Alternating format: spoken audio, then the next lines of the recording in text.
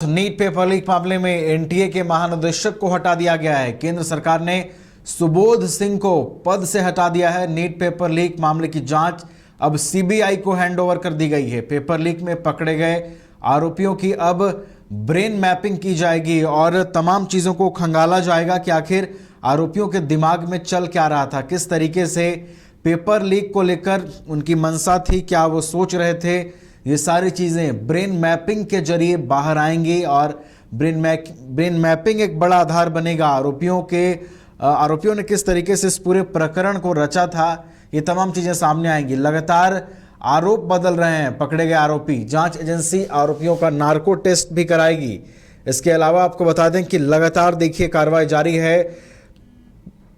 बिहार से लेकर झारखंड से लेकर दिल्ली तक नीट पेपर लीक मामले में कार्रवाई हो रही है और अब एनटीए के महानिदेशक को भी हटाया गया है। एक बड़ी कार्रवाई कह सकते हैं। और अब सबसे बड़ी बात यह है कि सीबीआई को हैंडओवर किया गया है ये पूरा मामला। तो जब आरोपियों की ब्रेन मैपिंग होगी, नार्को टेस्ट होगा, तो और भी कई चीजें सामने नजर आएंगी।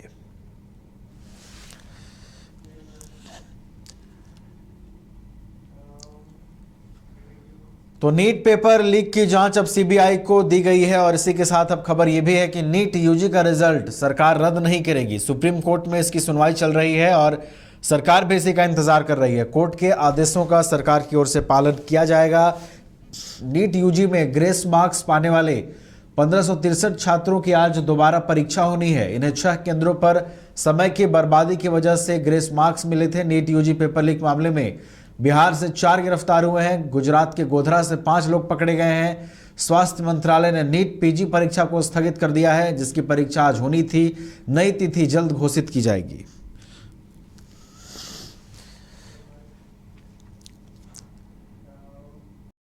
नए अनुभव, जोश और उमंग का बेजोड़ संगम है छोटा नागपुर वाटर किंगडम।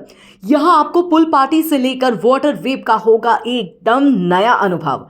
सबसे ज्यादा स्लाइड वाला राज्य का पहला वाटर पार्क का नाम है छोटा नागपुर वाटर किंगडम। तो परिवार के साथ आए रातू फन कैसल के पास स्थित छोटा Nagpur water kingdom. Amity university का पटना और रांची कैंपस पिछले कई सालों से लगातार शिक्षा के क्षेत्र में अनमैच्ड एक्सीलेंस प्रदान कर रही है। यूनिवर्सिटी रिसर्च और इनोवेशन और के कल्चर को बढ़ावा देती है और यही कारण है कि यहाँ के शिक्षकों और छात्रों ने मिलकर अब तक 1000 से ज्यादा रिसर्च पेपर और 100 से ज्यादा पेटेंट फाइल किए हैं। 26 से अधिक पेटेंट पब्लिश्ड हुए हैं और 3 पेटेंट ग्रांट भी हो चुके हैं। और यही नहीं, यहाँ के फैकल्टीज और स्टूडेंट 100 से अधिक किताबें पब्लिश भी कर चुके हैं।